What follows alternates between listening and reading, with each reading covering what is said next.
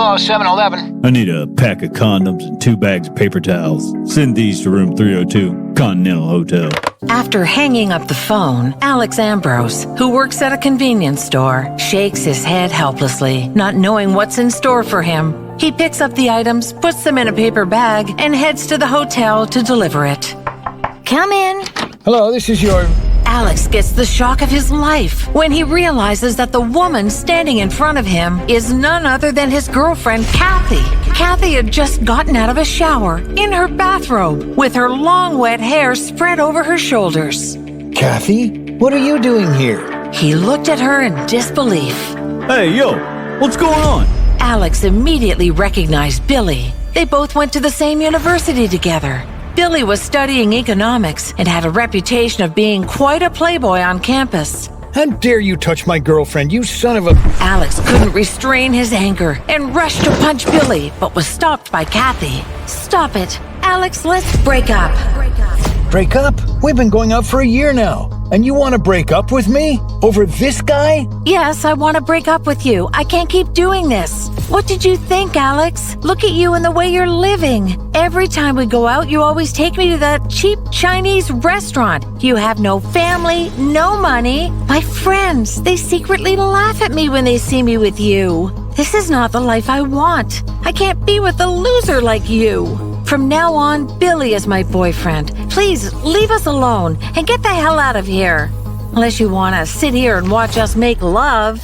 Alex tries really hard to stop the tears from rolling down his cheek, but he can't help it. He rushes out of the hotel and starts walking in the dark alleyway when suddenly it starts pouring heavily. Drenched in his sorrows, Alex's phone starts to beep. He picks it up and reads the message. Son, the driver's waiting for you in the limo outside. Please come back home and take control of your empire. Did Alex belong to a rich family? If so, why did he deliberately live in poverty? Will his girlfriend regret her decision to break up with him? And how will Alex mend his broken heart? To find out, listen to the free audiobook Insta Millionaire, only on the Pocket FM app. Download now. On the night before his wedding day, Carl finds his fiancée, Daniela, in bed with a stranger. Carl can't bear to look at them any longer. With his heart broken, he rushes towards the lobby where he meets Daniela's sister, Monica. I know it must be hard. I saw them go inside the hotel room. You deserve better, Carl. What am I going to do now? Everyone will laugh at me. The guests are already here for tomorrow's wedding. How will I face them? I have always loved you, Carl, but sadly, you never took notice. My heart beats for you. I will happily marry you, only if you let me. Carl and Monica marry, and Daniela wakes up to an empty hotel room with no memory of the previous night. Who was she with? And why did she cheat on Carl? As destiny would have it, Daniela finds herself pregnant after that night, with no clue about who the father of the baby was. But she somehow knew who would have the answers. She goes to confront Monica. She knocks on her door. Monica, open up. I need to talk. It's very urgent. What is it, sister? What happened that night? I need to know. The last thing that I remember was that I was dancing with you, and then I drugged you, and you ended up in the bed with a stranger. You cheated on your fiancé that night. I informed Carl about it afterwards. He deserved to know. He dumped you and then married you, abandoning me for a crime that I did not commit.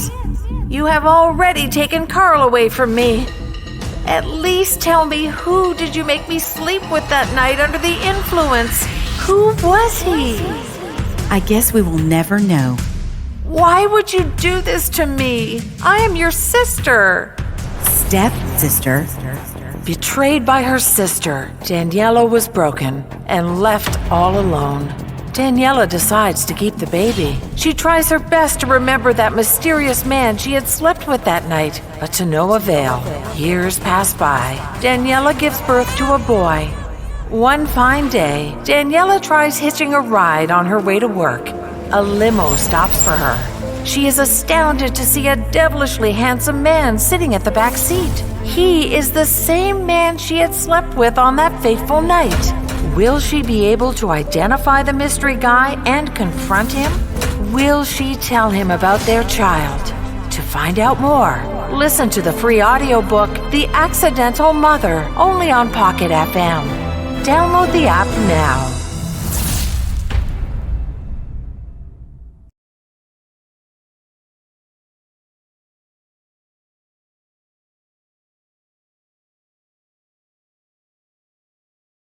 George, what are you staring at?